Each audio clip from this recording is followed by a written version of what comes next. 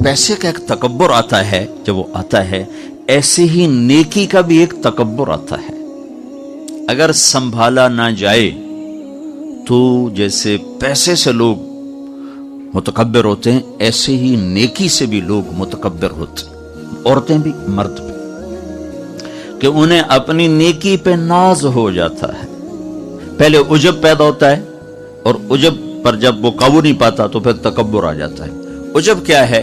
अपनी अच्छाई में गिरफ्तार होना, अपनी खूबियां बताते रहना और औरों की कमियां पकड़ते रहना। वो भी कोई बंदा है, वो भी कोई बंदा है, वो सूद खांदा है, वो ये करदा है, वो करदा है।